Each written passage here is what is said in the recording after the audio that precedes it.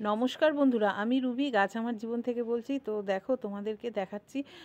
আমি তো আগেও দেখিয়েছি যে এই গাছে আমি বীজ তৈরি করেছি, জবা গাছে এই গাছটাতেই তৈরি করেছি, সেই ভিডিও আমি তোমাদের দেখিয়েছি। আর সেই বীজের দানা দিয়ে আমি যে চারা তৈরি করেছি তাও দেখিয়েছি, কবে বীজ বপন করেছি, কবে চারা তৈরি হয়েছে এবং ধীরে ধীরে তারা বড় হয়েছে। সব রকমই তোমাদের ভিডিও দেখিয়েছি। আর এই যে এক একটা গাছে আলাদা আলাদা ফুল ফুটেছে সেটাও দেখিয়েছি। আজকে ভাগ্যক্রমে এই একই এই ফুলের যে বীজ হয়েছিল তাতে যে চারা হয়েছে, তাতে দুটো চারায় এই দেখো দু রকম ফুল ফুটেছে, সেটাই আমি তোমাদের সাথে শেয়ার করছি। দেখো, এটা হয় আর কি, একই গাছের বীজ অথচ একই গাছের বীজের দুটো চারা হয়েছে, দু রকম ফুল ফুটেছে। এরকম আরও একটা চারা আছে যে চারাটায় কিন্তু পিঙ্ক কালারের ফুল হয়, গোলাপি কালারের, এই একই গাছের বীজ।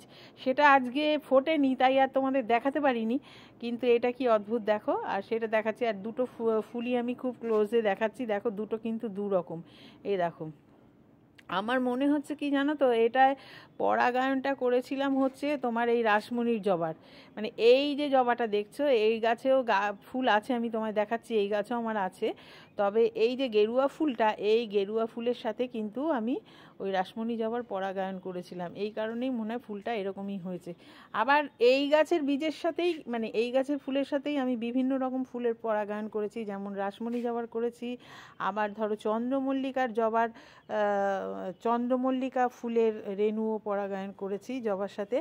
এখন সেই বীজেরই চারা, তো বুঝতে পারছি না কোনটা কি হচ্ছে। তবে আমার মনে হচ্ছে পরাগায়নের জন্য অন্য ফুল দিয়ে যদি পরাগায়ন করা হয় তাহলেই মনে হয় ভিন্ন ধরনের ফুল ফোটে, এটাই আমার মনে হচ্ছে। তো চলো, আজকে আমার বেশ কিছু টুকটাক জবা ফুটেছে, কিছু তোলা হয়ে গেছে আর কিছু আছে। এখন তো বিকেল সন্ধ্যের আগে, তো তোমাদের দেখাচ্ছি। চলো দেখো, এই গাছে থোকা গাছে চারিদিকে গাছ ছড়ানো, তো এই গাছের ভিডিও করা রয়েছে, তোমাদের দেখাবো যে মিলিবাগে বা পিঁপড়েতে কি হাল করেছে এদের। তো দেখো, এই থোকা জবা আরও একটা ফুটেছে। আর এই দেখো রাসমণি জবা বেশ 3টে ফুটে আছে গাছে, কি ভালো লাগছে দেখো। তো আরও ওপাশে কিছু জবা গাছ আছে, আর ওপাশ সন্ধে হয়ে যাচ্ছে, তো আর দেখাতে পাচ্ছি না। এই গাছটা কেন ঝিমিয়ে গেছে, যাই হোক, ওদের কালকে সব ডেটল জল দিয়ে রেখেছি। তো কেমন লাগলো তোমাদের ভিডিওটা দেখে প্লিজ কমেন্টস করে জানিও, লাইক শেয়ার করো। নতুন বন্ধুরা প্লিজ প্লিজ প্লিজ আমার চ্যানেলটাকে সাবস্ক্রাইব করে দিও। নতুন পুরনো সকল বন্ধুকে অসংখ্য ধন্যবাদ এতক্ষণ ধরে আমার ভিডিওটা দেখার জন্য। তো আর সত্যি সত্যি বলতে কি, ফুলগুলো কেমন লাগছে তোমাদের অবশ্যই কমেন্টস করে জানিও।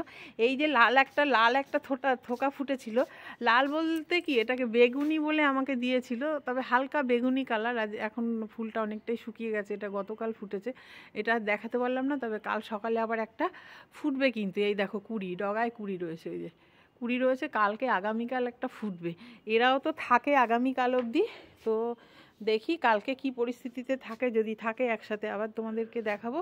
তো এখন আসি, কেমন লাগছে অবশ্যই কমেন্টস করে জানিও। এখন আসি তাহলে, টাটা।